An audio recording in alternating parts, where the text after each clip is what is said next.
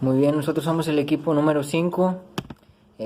Nos tocó el tema de la verdad en la historia. El equipo está conformado por Sofía, Andrea, Carmen y Jorge. Dando inicio, nos planteamos la pregunta. Sabemos que el nombre del tema es la verdad en la historia, pero nosotros nos planteamos la pregunta de si existe la verdad, si existe la historia verdadera. Eh, la historia verdadera que se promete para cada nueva ocasión es un completo desacierto, una vana pretensión, justamente porque cada vez que se asoma aparece negando rotundamente al conjunto de historias anteriores. Esto lo relaciono con las leyendas. Recuerdo que cuando estábamos en primaria nos decían que las leyendas va cambiando conforme van cambiando de generación en generación. Por ejemplo, el de la Llorona, que decía que primero que hay unos que dicen que la Llorona ahogó a sus hijos, hay unos que dicen que la Llorona los mató en su casa. O sea, cada quien le va agregando su parte y van cambiando, pues, las leyendas en este caso. No tiene nada que ver una leyenda, simplemente estoy relacionándolos con el concepto de historia verdadera. Que no se sabe si toda la historia que nos están diciendo sea verdad. Puede que en el transcurso del tiempo haya gente que le haya puesto, haya gente que haya cambiado conceptos, haya agregado cosas, al igual que haya quitado, simplemente para que se viera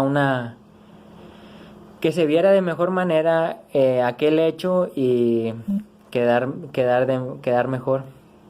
Lo siguiente dice, una falsedad repetidamente afirmada será tomada como verdad. Ya así lo repitan 5 o 6 veces, aunque sea falso, aunque lo repitan varias veces, la gente lo va a tomar como verdadero. Como en el caso de lo de Santa Ana, que lo consideran traidor por vender a Texas. Estuve leyendo y dicen que no es verdad. Santa Ana no vendió Texas, sino que perdió esos territorios pues por diversas situaciones. También dice que Texas fue el que se independizó y se unió a Estados Unidos, y dice que Santa Ana no recibió ni un solo peso.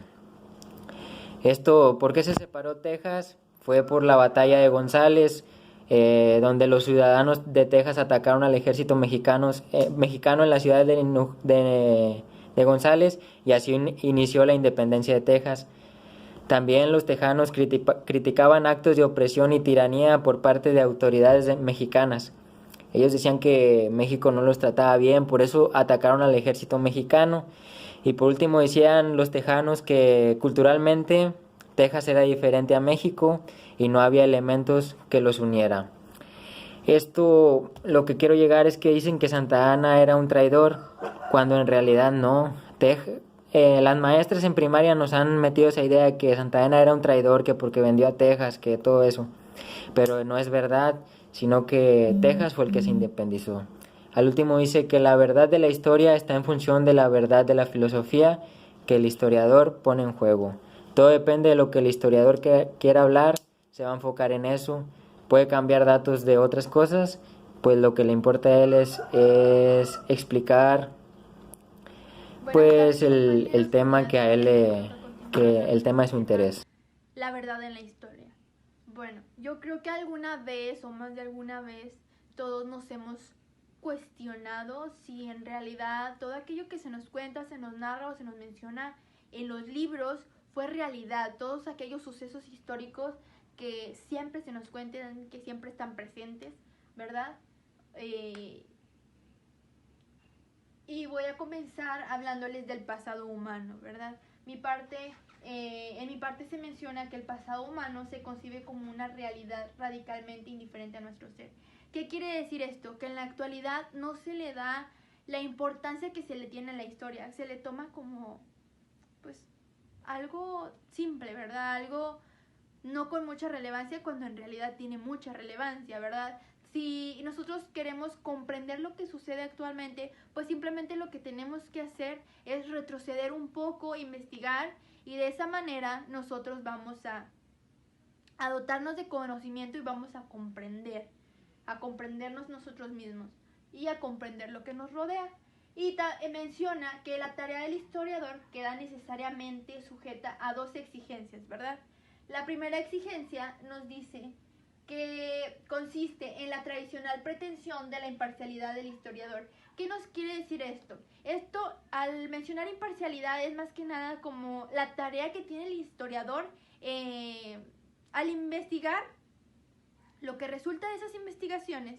El historiador tiene que discernir entre lo que es falso y lo que es verdadero. Y obviamente, pues él va a optar, él va a comunicarnos, él va a hacer todas las conexiones de todo aquello verdadero, ¿verdad? ¿Para qué? Para que en la segunda exigencia nos dice que es la de pretender conocer en su totalidad el pasado humano. Ya una vez que él realiza su investigación, obtiene pruebas y todo lo que ustedes quieran, bueno, ya en esta segunda exigencia, la tarea del historiador es darnos a conocer toda esa información. Pero pues no nada más darnos a conocerla así nada más porque sí, como un chisme o como lo que ustedes quieran, no. Ya esta tarea es con pruebas y ya de esa manera pues nosotros vamos a creer en todo aquello que se nos cuenta, ¿verdad? Nos dice que cae un peso muy grande sobre el historiador. Este peso es de todas las preguntas interrogantes humanas. Todo mundo tiene interrogantes de su existencia. Todo mundo tiene interrogantes de su existencia. Por ejemplo, ¿qué es el hombre? ¿Qué somos? Aquí más que nada, la disciplina filosófica sobre la historia estuvo precedida de una profunda necesidad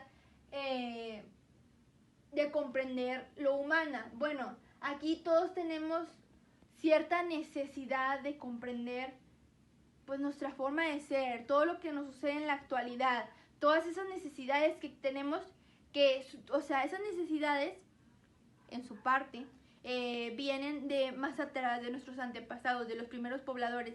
Entonces, si nosotros nos empapamos de historia, podemos comprender aún más nuestra vida humana. Y, por ejemplo, aquí está una idea. Vamos a la historia para comprendernos a nosotros mismos, han dicho varios pensadores. Bueno, esta frase, este pensamiento, es de no solo uno, varios pensadores, ¿verdad? Han concluido esto, de que si, por ejemplo, nosotros queremos comprender cómo es que la mujer hoy en día vota en la actualidad, bueno, pues ¿qué es lo que vamos a hacer? Investigar, en lo que ustedes quieran, ahorita hay diversas fuentes, entonces investigamos y ya nos dotamos del conocimiento de cómo fue ese suceso, cómo fue esa lucha por los derechos de la mujer y comprender esta parte. Nos habla de un vuelco. Se menciona en la información donde nosotros investigamos, se mencionaba mucho la historia postmoderna y ahorita más adelante les vamos a ir explicando. Aquí menciona que la historia postmoderna como que utiliza mucho la literatura, pero al decir la literatura quiere decir como que se embellece mucho a aquellos sucesos históricos, a todo aquello que se narra, a todo aquello que se cuenta, ¿verdad? Y esto nos obliga a pensar nuevamente en la naturaleza del conocimiento histórico. Al embellecerse tanto esos sucesos que se cuentan, ¿verdad? Como ya lo mencioné, pues nos hace pensar. Bueno, como ya les he mencionado con esto de la historia postmoderna, nos habla de que hay historiadores tradicionales y hay historiadores pues como que más modernos, como que más actualizados, ¿verdad? Entonces nos menciona que los historiadores tradicionales, ellos ya sabían que la historia como tal no existe, o sea, tiene que pasar algo, tiene que suceder algo que impacte en la vida de todos, que sea realmente importante para que se pueda crear la historia. Y pues la historia no es un suceso en sí, o sea, es como que una serie de sucesos importantes. Y pues estos sucesos nos dan sentido de identidad en parte. Bueno, también nos dice que el pasado se nos aparece narrado o nos lo narran nuestros antepasados, las personas que nos rodean o en la propia escuela se nos ha hablado de la historia, porque se nos pretende dotar de este conocimiento y hacernos críticos, analíticos.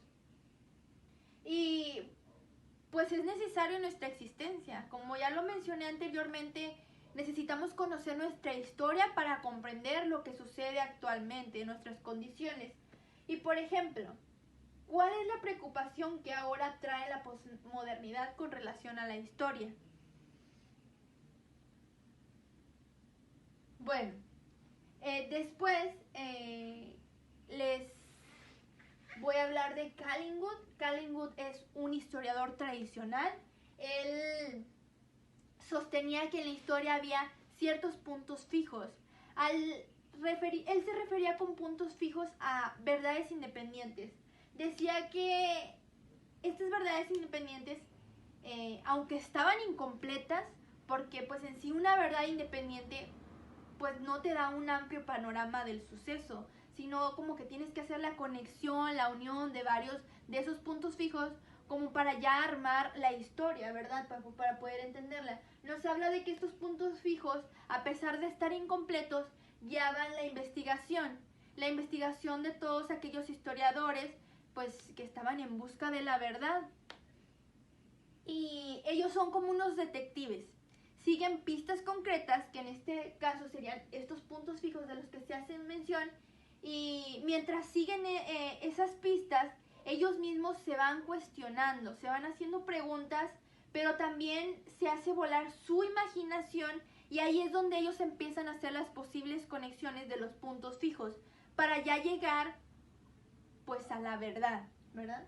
Y entonces después se nos hace mención de que la verdad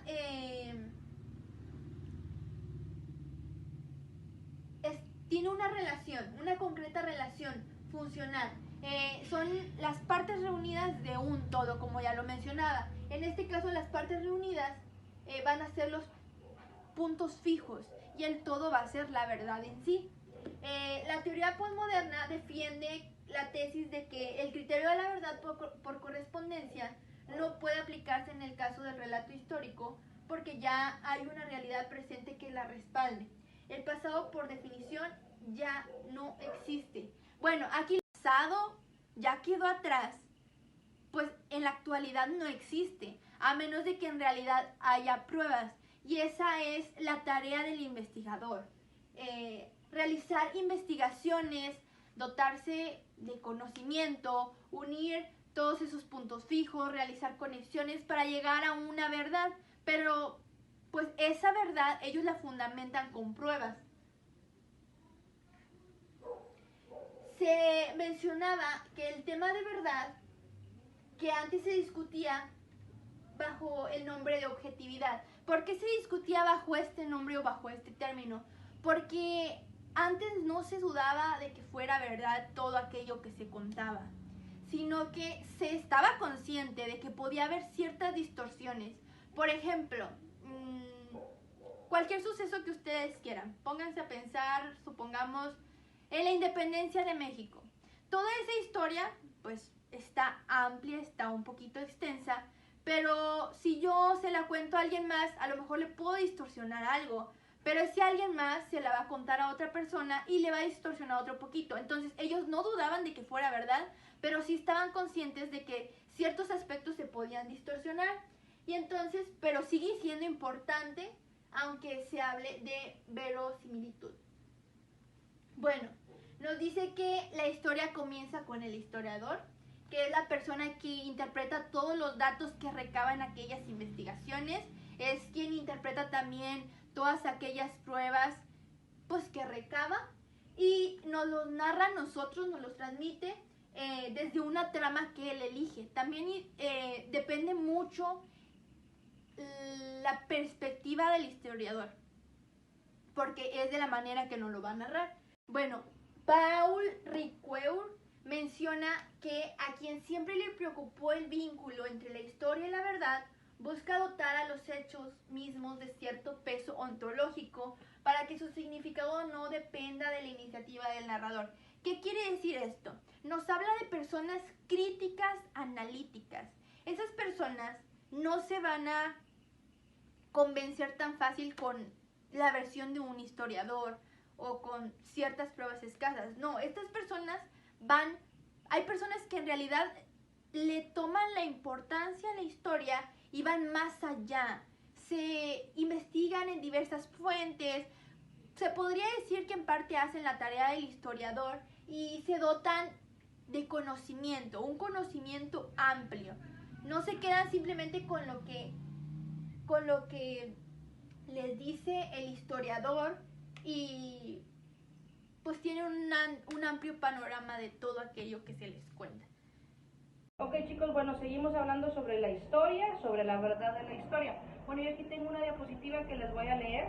Dice: ningún historiador discute que la Revolución Francesa de 1789 fue un gran acontecimiento histórico, y nadie omite que este hecho, ni sus repercusiones en el mundo, al presentar el proceso histórico de la época. Sin embargo, al plantear los problemas más fundamentales, incluso cuando estos se refieren solo a la presentación del hecho histórico, surgen las primeras dificultades y diferencias de opinión.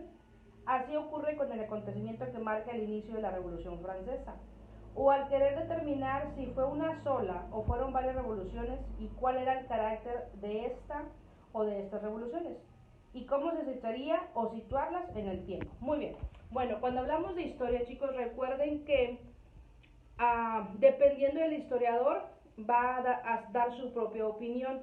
Yo lo veo así: imaginemos que vamos a alguna fiesta. Quizá para algunos la fiesta estuvo bien, se divirtió, pero quizá para otros pues la fiesta no fue como se lo esperaban, y al día siguiente, al platicar o al empezar a comentar cómo les fue la fiesta, pues cada quien dará su punto de opinión. Yo creo que esto mismo pasa con la historia, dependiendo ahorita estamos hablando de la Revolución Francesa, que fue algo que marcó a muchas personas, pero cada historiador lo puede poner de una manera diferente. A lo mejor lo básico de que sucedió, sucedió. ¿Cómo? Quizá cada quien tiene su opinión. Ahí es donde pueden haber